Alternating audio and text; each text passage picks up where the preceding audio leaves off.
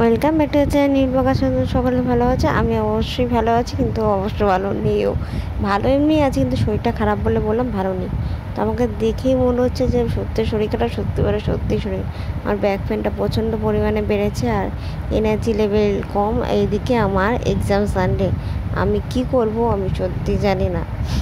কেন শরীর খারাপ নিয়ে তো আমি এক্সাম দিতে অবশ্যই আমি যাবো, কিন্তু অতক্ষণ বসে এক্সাম দেওয়া তো আমার পক্ষে অনেকটা টাফ ব্যাপার হয়ে যাবে। তবে এখান থেকে এতটা দূর, অনেকগুলো প্রবলেম।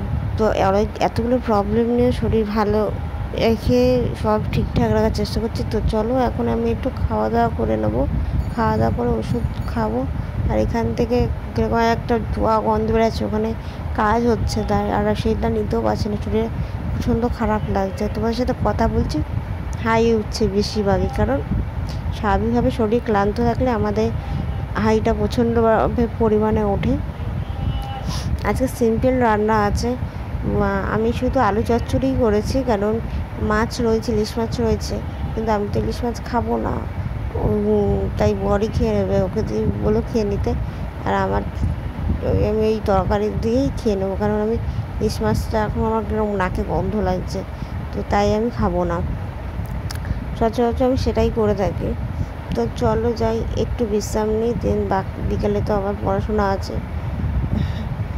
একটু বেটার লাগছে, বাট তাও মেডিসিন নেওয়ার পর একটু বেটার লাগছে, কিন্তু শরীরে ক্লান্ততা অবশ্যই থাকে আমাদের শরীর খারাপ করলে।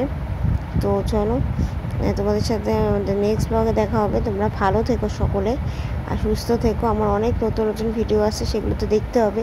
সামনে পুজো না, ভিডিওগুলো তোমাদের অনেক কাজেও দেবে। প্লিজ সেই ভিডিওগুলো দেখো তোমরা। অলওয়েজ বি হ্যাপি অফিসিয়াল চ্যানেলে, ফেসবুককে তোমরা দেখে নিও, সরি পেজে। আর এদিকে কাল গণেশ চতুর্থী, তোমরা সকলেই ভালো থেকো, আনন্দ করো, আর খুব সুন্দর করে কালকে গণেশজি পুজো করো সকলে। আর যারা শেয়ার করো ফেসবুক ইনস্টাগ্রামে, আমি অনেক সময় তাদেরটা দেখেই থাকি, সবাই সবারটা দেখে। আর আমি যতটা ভালো থাকি দেখি, নাহলে নেক্সট ব্লগগুলো দেখি কতটা